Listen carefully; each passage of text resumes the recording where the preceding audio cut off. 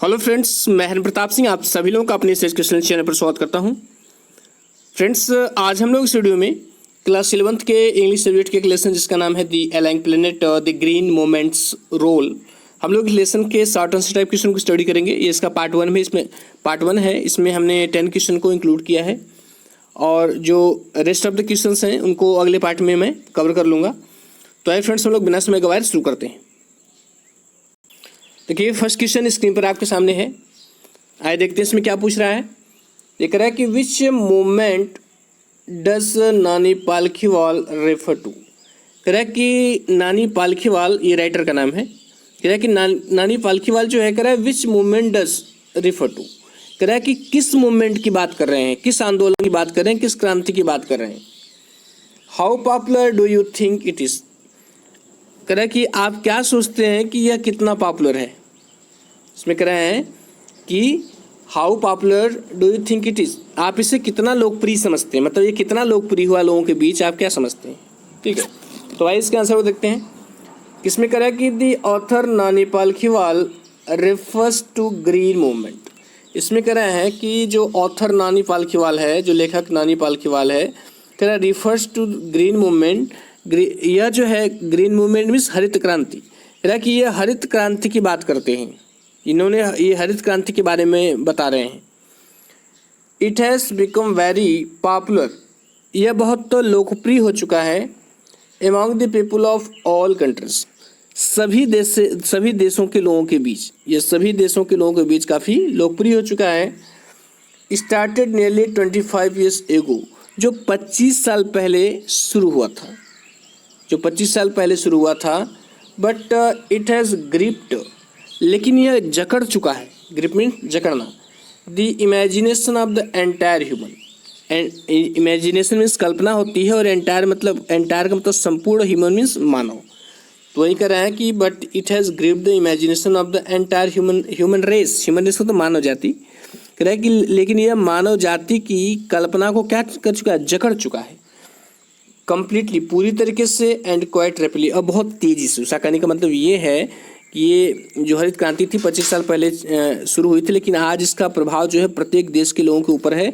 इसको मतलब लोगों की कल्पनाओं को जकड़ चुका है। इसका मतलब ये है कि अब लोग जो है इस हरित क्रांति की प्लानिंग के बिना जो है आगे नहीं बढ़ सकते, यदि उन्हें जो है फूड प्रोडक्टिविटी को अकॉर्डिंग टू पॉपुलेशन बढ़ानी है तो।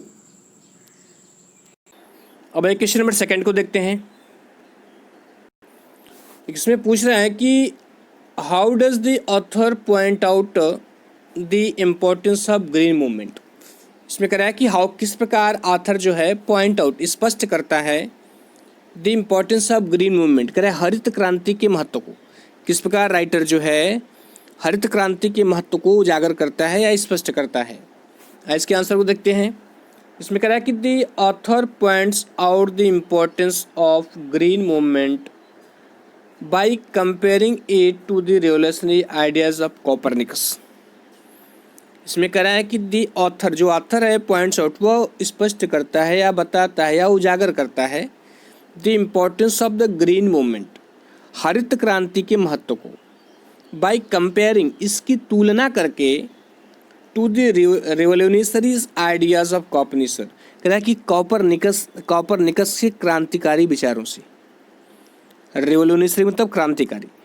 पोएट जो है, राइटर जो है, इसमें हरित क्रांति के महत्व को जो है कॉपरनिकस के क्रांतिकारी विचारों से तुलना करके इसका महत्व बताता है। He had taught mankind in the 16th century, उसने मनुष्यों को 16वीं शताब्दी में सिखाया या बताया, उसने मनुष्यों को 16वीं शताब्दी में बताया दैट की the earth and the other planet, कि पृथ्वी और दूसरे ग्रह रिवॉल्व अराउंड द सन, सूर्य के चारों तरफ घूमते हैं। कॉपरनिकस ने प्रथम बार ये बताया कि पृथ्वी और दूसरे ग्रह सूर्य के चारों तरफ घूमते हैं, जबकि पहले ये माना जाता था नहीं, सूर्य जो है पृथ्वी के चारों तरफ घूमता है। और जब कॉपरनिकस ने ये बात बताई तो उसे उसकी बहुत निंदा हुई, यहाँ तक कि लोग जो है उसको मारने के लिए भी उतारू हो गए, क्योंकि वो लोग बात मानने के लिए तैयार ही नहीं थे। तो वही कह रहा है कि हरित क्रांति की विचारधारा से लोगों को परिचित कराना उस कॉपरनिकस की क्रांतिकारी विचारधारा के समान ही था। अब नेक्स्ट क्वेश्चन देखते हैं। क्वेश्चन नंबर थर्ड में कह रहा है कि how have human being shifted their perceptions. कह रहा है कि हाउ किस प्रकार हैव ह्यूमन बीइंग मनुष्यों ने, ह्यूमन बीइंग तो मानव जाति है मनुष्य, किस प्रकार मानव जाति ने शिफ्टेड देयर परसेप्शन अपनी विचारधारा को शिफ्ट किया है, अर्थात किस प्रकार मनुष्य ने अपनी विचारधारा में परिवर्तन किया है। अब आइए इसके आंसर को देखते हैं। इसमें कह रहा है कि we have shifted our perceptions from mechanistic view to the holistic and ecological view. देखिए इसमें कह रहा है कि हमने हमारा जो परसेप्शन है, अपनी जो विचारधारा है उसको शिफ्ट कर दिया है।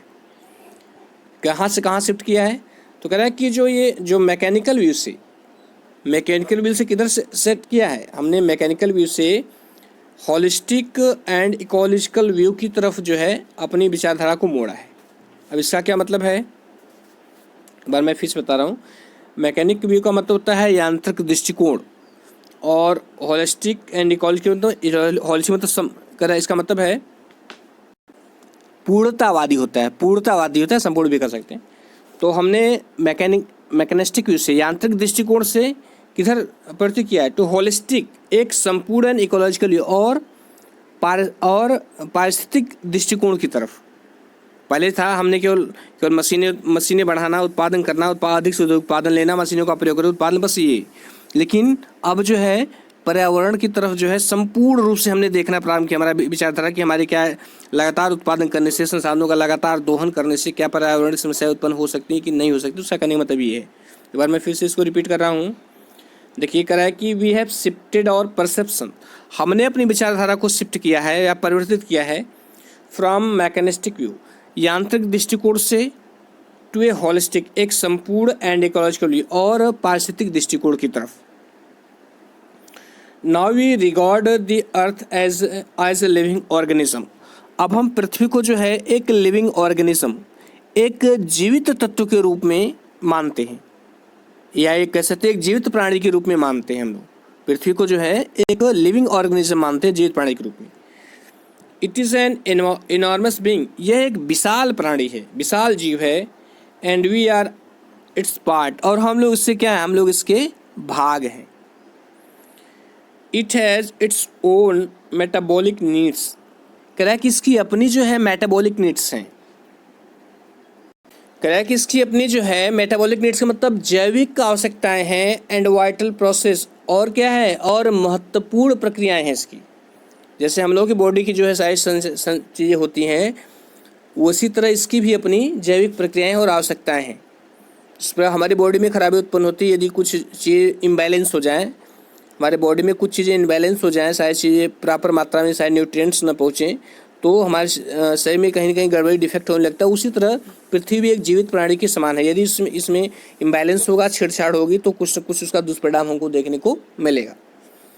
कह रहा है कि वी मस्ट रिस्पेक्ट, हमें सम्मान करना चाहिए, एंड प्रिजर्व देम, और उन्हें सुरक्षित रखना चाहिए।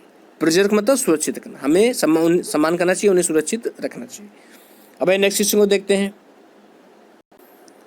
तो क्वेश्चन 4 है, पूछा है कि what is the state of earth today. कह रहा है कि स्टेट मीन्स होती है स्थिति। कह रहा है कि पृथ्वी की आज स्थिति कैसी है। How should we act now, और हमें कैसे कार्य करना चाहिए। कह रहा है कि what is the state of earth today, पृथ्वी की आज स्थिति कैसी है, और कह रहा है कि how should we act now, और अब हमें कार्य कैसे करना चाहिए। एक्ट मीन्स कार्य करना। तो आइए इसके आंसर को देखते हैं। तो इसमें कह रहा है कि this science of the earth, science means होता है चिन्ह या प्रतीक या लक्षण, कुछ भी कह सकते हैं। कह रहा है कि पृथ्वी के चिन्ह या पृथ्वी के लक्षण, which are connected with life, जो कि जीवन से जुड़े हुए हैं, सो वह प्रदर्शित करते हैं दैट की the earth is a patient in decline health, कि अर्थ क्या है, अर्थ एक पेशेंट है, अर्थ बीमार है, एक बीमार व्यक्ति की तरह है, इन डेक्लाइन है, जिसका स्वास्थ्य क्या हो रहा है, जिसका हेल्थ डिक्लाइन हो रहा है, अर्थात जिसका हेल्थ में स्वास्थ्य डिक्लाइन नष्ट होना, जिसका स्वास्थ्य नष्ट हो रहा है। मैं फिर से बता दूं एक बार, ऊपर से जहाँ तक बताया हूँ। कह रहा है कि the science of the earth, पृथ्वी के लक्षण, which are connected with life, जो जीवन से जुड़े हुए हैं, सो दैट, वह यह प्रदर्शित करते हैं कि the earth is a patient, कि पृथ्वी एक पेशेंट है, एक बीमार व्यक्ति के समान है, और इन डिक्लाइन है, और जिसका स्वास्थ्य जो है नष्ट हो रहा है। डिक्लाइन मीन्स नष्ट होना। We must realise our moral obligation, कह रहा है कि वी मस्ट रियलाइज, हमें एहसास होना चाहिए किसका, आवर मोरल ऑब्लिगेशन। मोरल का मतलब नैतिक और ऑब्लिगेशन मतलब जिम्मेदारी। तो कह रहा है कि हमें अपनी नैतिक जिम्मेदारियों का एहसास होना चाहिए। To be good steward, steward means होता है प्रबंधक। कह रहा है कि एक अच्छा प्रबंधक बनने के लिए, मतलब किसका प्रबंधक, पृथ्वी का। ऑफ द प्लेनेट, कह रहा है कि ग्रह का, इस ग्रह का एक अच्छा प्रबंधक बनने की अपनी नैतिक जिम्मेदारी का एहसास होना चाहिए। मतलब हमें जो है इस तरह प्रबंध, उसका मतलब कि हमें अपने आप को इस पृथ्वी का प्रबंधक समझना चाहिए और इस तरह व्यवस्था करनी चाहिए कि सभी चीज़ें जो है वह बैलेंस में चले, संतुलन में रहे। वी मस्ट एक्ट, हमें कार्य करना चाहिए एज रिस्पॉन्सिबल ट्रस्टीज, एक जिम्मेदार ट्रस्टी के रूप में। करें कि आप the legacy of future generation, legacy means विरासत, फ्यूचर जनरेशन मतलब आने वाली पीढ़ियाँ। तो इसमें करा है कि हमें करा है कि we must act as responsible trustees, हमें एक जिम्मेदार ट्रस्टी के रूप में काम करना चाहिए। किसके जिम्मेदार ट्रस्टी के रूप में, कह रहा है कि आने वाली पीढ़ियों के विरासत के रूप में, हमें आने वाली पीढ़ियों की विरासत के एक जिम्मेदार ट्रस्टी के रूप में काम करनी चाहिए। ऐसा करने मतलब कि हमें ऐसे ट्रस्टी के रूप में काम करने चाहिए कि आने वाली पीढ़ियों की आवश्यकताओं की भी पूर्ति हो सके, हम प्राकृतिक संसाधनों को बचा के रखें। नेक्स्ट क्वेश्चन है, कह रहा है कि how has the concept of sustainable development been defined. कह रहा है कि जो सस्टेनेबल डेवलपमेंट का जो कॉन्सेप्ट है, सस्टेनेबल डेवलपमेंट का मतलब टिकाऊ विकास, ठीक है। कह रहा है किस प्रकार एक टिकाऊ विकास की विचारधारा को डिफाइन किया गया है, अर्थात किस प्रकार एक टिकाऊ विकास की विचारधारा को परिभाषित किया गया है। तो आइए इसके आंसर को देखते हैं।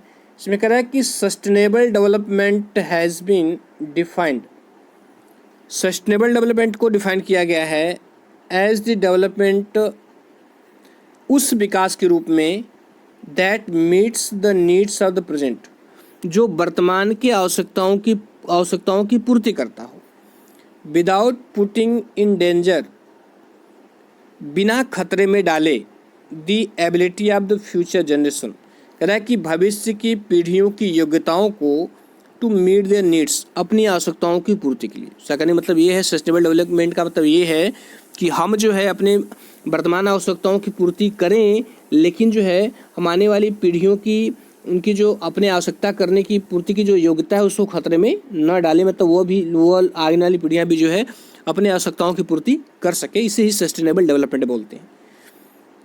इन अदर वर्ड्स, दूसरे शब्दों में, द प्रेजेंट जनरेशन, वर्तमान पीढ़ी, would not deprive the natural resources, कह रहा है कि वह प्राकृतिक संसाधनों में कमी नहीं होने देगी, ऑफ द वर्ल्ड, संसार की, फ्यूचर जनरेशन वुड नीड, जिस संसाधनों की आवश्यकता भविष्य की पीढ़ियों को होगी।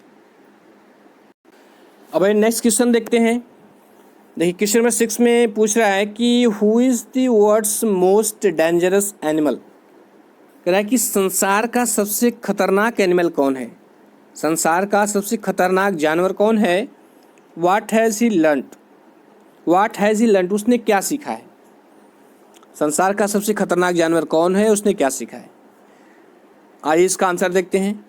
क्या आंसर में कह रहा है कि man is the most dangerous animal of the world, आदमी जो है संसार का सबसे खतरनाक जानवर है।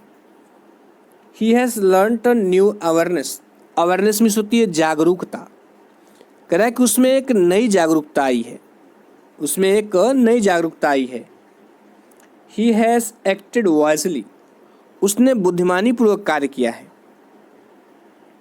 He has shifted from the system of domination, वह जो है सिस्टम ऑफ डोमिनेशन से शिफ्ट हो गया है, किधर, टू वन बेस्ड पार्टनरशिप, किस सिस्टम की तरफ, पार्टनरशिप के सिस्टम की तरफ। उसका कहने मतलब ये है कि वह एकाधिकार की प्रणाली से जो है सहयोग के सिस्टम की तरफ अग्रसर हुआ है। एक बार मैं फिर से बता दूं, कह रहा है कि he has shifted from the system of domination, system of domination मतलब एकाधिकार की व्यवस्था, वह एकाधिकार की व्यवस्था से परिवर्तित हुआ है किधर, टू वन बेस्ड, एक ऐसी सिस्टम की तरफ जो कि बेस्ड आधारित हो किस पर, ऑन पार्टनरशिप, सहयोग पर। वो एकाधिकार से सहयोग की विचारधारा की तरफ अग्रसर हुआ है कि मतलब हम लोग सभी मिल करके ही जो है अपने अस्तित्व को बचाए रख सकते हैं। सभी व्यक्ति यदि अलग अलग अपने स्वार्थों की पूर्ति करेंगे तो इस पृथ्वी को और नहीं स्वयं को बचा पाएंगे, बल्कि हम सभी लोग मिल करके एक दूसरे का ख्याल रख करके जो है हम अपने अस्तित्व को बनाए रख सकते हैं। नेक्स्ट क्वेश्चन है, कह रहा है कि what do you learn about the number of living species from this chapter. कह रहा है कि व्हाट डू यू लर्न, आप क्या सीखते हैं या आप क्या जानते हैं, about the number of living species from this chapter. कह रहा है कि इस चैप्टर के, कह रहा है कि लिविंग स्पीसीज, सजीव प्रजातियों की संख्या के बारे में आप क्या जानते हो। इसका कहने मतलब ये है कि इस चैप्टर से सजीव प्रजातियों की संख्या के बारे में आप क्या जानते हैं, आपको क्या जानकारी होती है। इसका आंसर है कि scientist have arranged a list of about 1.4 million living species. कह रहा है कि वैज्ञानिकों ने अरेंज किया है, एक लिस्ट बनाया है। इसमें किसका लिस्ट बनाया, कह रहा है कि 1.4 मिलियन लिविंग स्पीसीज, 1.4 मिलियन जीवित प्रजातियों की, वैज्ञानिकों ने 1.4 मिलियन जीवित प्रजातियों का जो है एक लिस्ट बनाया है। The number of unlisted species, लेकिन कह रहा है इसमें कि लेकिन जो अनलिस्टेड प्रजातियां हैं इनका रिकॉर्ड नहीं बनाया गया है, इज मच मोर, वो इससे कहीं ज़्यादा है जिनके बारे में हम नहीं जानते, उनका नाम पता, उनका वर्ग, उनका ये सब हमको नहीं मालूम। It varies from 3 to 100 million. कह रहा है कि यह जो है 3 से 100 मिलियन तक अंतर रखता है।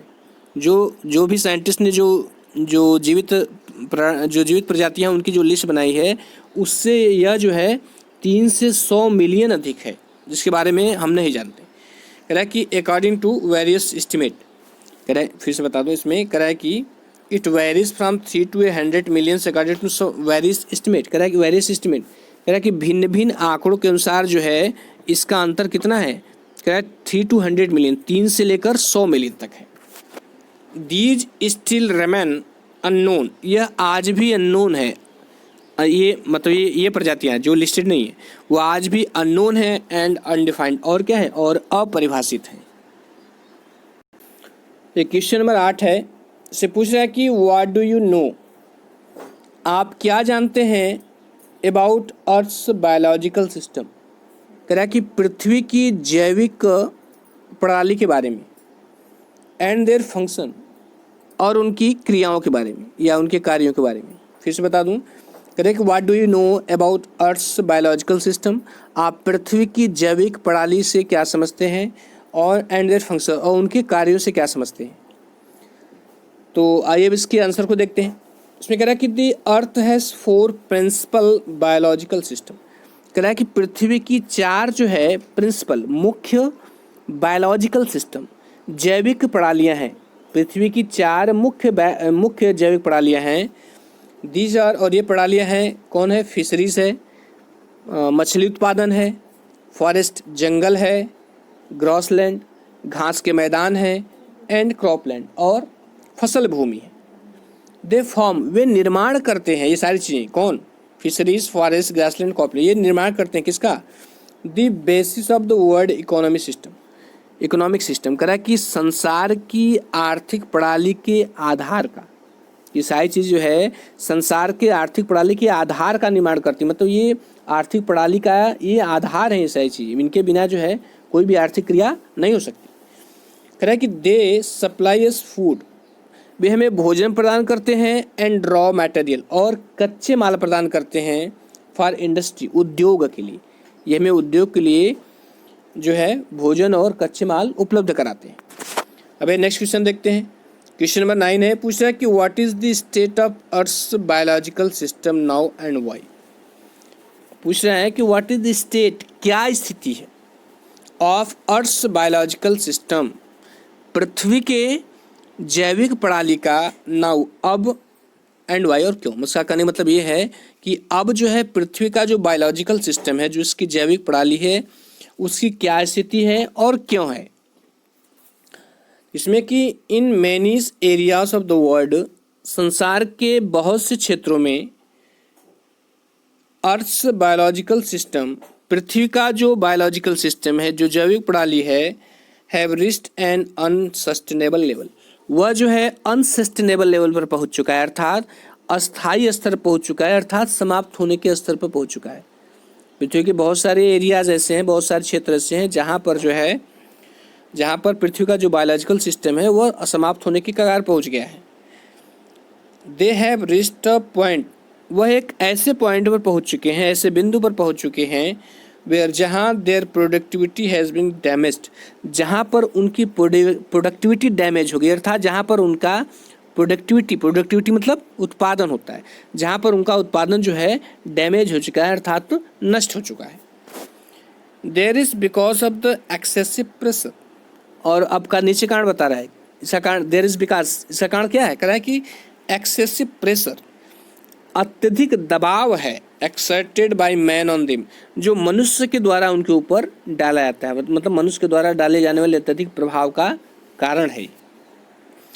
तो भाई नेक्स्ट क्वेश्चन देखते हैं। क्वेश्चन में 10 है कि how do the earth's biological system behave, कह रहा है कि पृथ्वी का जो बायोलॉजिकल सिस्टम है कैसे बिहेव कर रहा है, कैसे व्यवहार करता है, on reaching an unsustainable level, unsustainable level पर पहुंचकर, अर्थात कह रहा है कि पृथ्वी का जो बायोलॉजिकल सिस्टम है वह अस्थायी स्तर पर पहुंचकर जो है किस प्रकार का व्यवहार करता है। तो इसका आंसर है कि the productivity of the earth's biological system is impaired.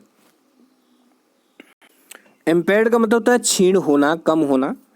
इसमें कह रहा है कि जो बायोलॉजिकल सिस्टम, पृथ्वी के बायोलॉजिकल सिस्टम की जो प्रोडक्टिविटी है, प्रोडक्टिविटी मतलब उत्पादन, वह जो है इज इम्पेयर्ड, कर रहा है वह क्या हुई, इम्पेयर्ड हुई, मतलब क्षीण हुई है, कम हुई है। On reaching an unsustainable level, कह रहा है कि अनसस्टेनेबल लेवल पर पहुंचकर, अर्थात अस्थायी स्तर पर पहुंचकर जो है पृथ्वी का जो बायोलॉजिकल सिस्टम की जो प्रोडक्टिविटी है, जो उत्पादकता है, वो क्षीण हुई है या वह कम हुई है। फिशरीज कोलैप्स कर रहा है, मछली उत्पादन गिर गया है। फॉरेस्ट डिसअपियर, जंगल समाप्त हो रहे हैं। ग्रासलैंड टर्न इनटू बैरन वेस्टलैंड, जो ग्रासलैंड है, घास के मैदान जो है, परिवर्तित हो रहे हैं इनटू बैरन वेस्टलैंड। बैरन वेस्टलैंड मतलब बंजर भूमि। कह रहा है कि जो घास के मैदान है वो बंजर भूमि में परिवर्तित हो रहे हैं। क्रॉपलैंड बिकम वर्स, और जो क्रॉपलैंड है, जो फसल है, फसल की भूमि है, फसल भूमि है, वो भी क्या हो रही है, वो भी उसकी स्थिति भी पहले से खराब हो रही है। तो स्टूडेंट्स ये रहा 10 क्वेश्चन शॉर्ट आंसर टाइप का, और सेकंड पार्ट में मैं इसके कुछ और भी क्वेश्चंस बचे हुए हैं, मैं उसको इंक्लूड कर दूंगा। तो वीडियो देखने के लिए बहुत बहुत धन्यवाद, और यदि अच्छा लगा हो तो लाइक सब्सक्राइब शेयर करिएगा और कमेंट जरूर करिएगा। और मैंने अपना ब्लॉग बनाया हुआ है, आप चाहे तो अपना नंबर व्हाट्सएप का सेंड कर सकते हैं कमेंट सेक्शन में, और मैं आपको ऐड कर दूंगा। और ग्रामर के जितने भी पोस्ट हैं, रिलेटेड ग्रामर रिलेटेड पोस्ट हैं, उनको मैं आपको प्रोवाइड कराता रहूँगा। मैंने अपना एक व्हाट्सएप ग्रुप बना दिया है, उसमें बहुत सारे लोगों को ऐड कर दिया है। Thank you.